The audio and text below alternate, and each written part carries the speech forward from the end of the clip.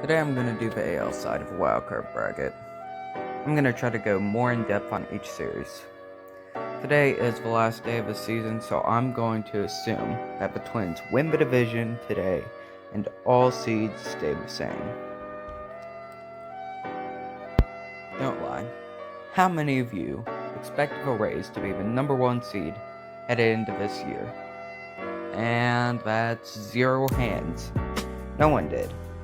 Sure, we thought they would at least contend with the Yankees and Astros, but no one thought they would be the number 1 seed.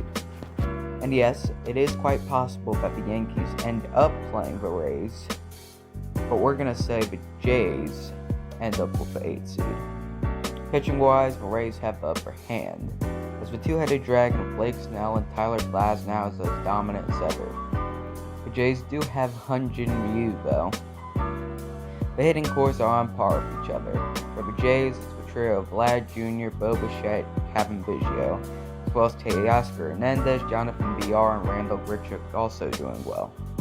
For the Rays, there's not one dull spot in the lineup. Joey Wendell, Austin Meadows, Yandy Diaz, Willie Adames, Hunter Renfroe, Manuel Marco, Yoshitomo Setsugo, and Ji-Man Choi. Overall, this series goes 3, and I've got the Rays pulling it out.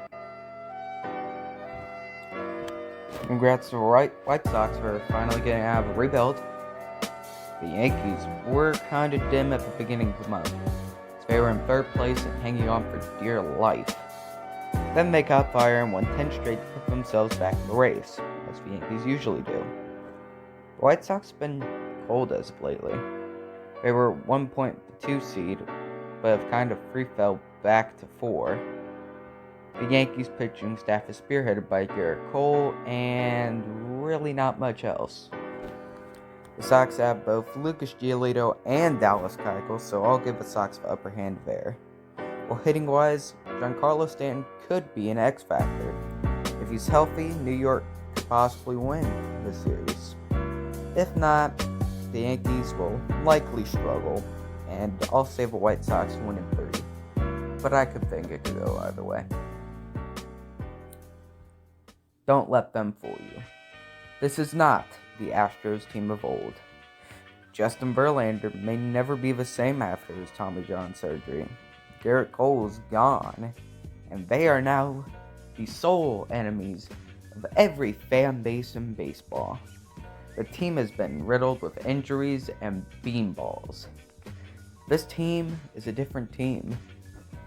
This team is not the Astros, that were World Series favorites just 12 months ago.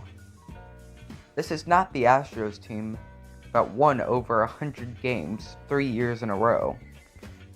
This Astros team is not that great.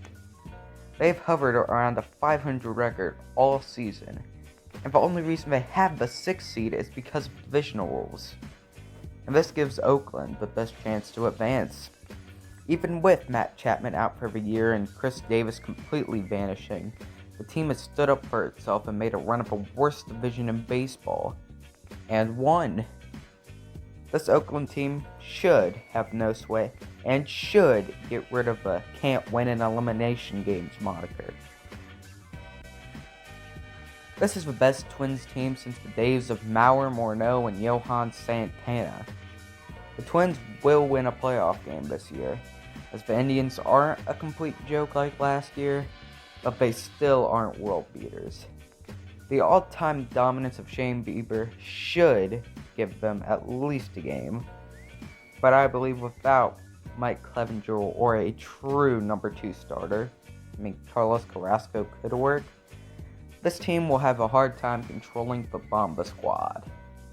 40-year-old Nelson Cruz is an MVP candidate, will beat up Josh Donaldson, who's missed half of the season, can still rake. Byron Buxton living up to his potential, Luis Arraez, Jose Barrios, Trevor May, Michael Pineda, Mitch Garver, Max Kepler, and Jorge Polanco are the backbone of this team. They will make it difficult for Cleveland to win a game in this series, but I'll still say they'll win said game, but not the series.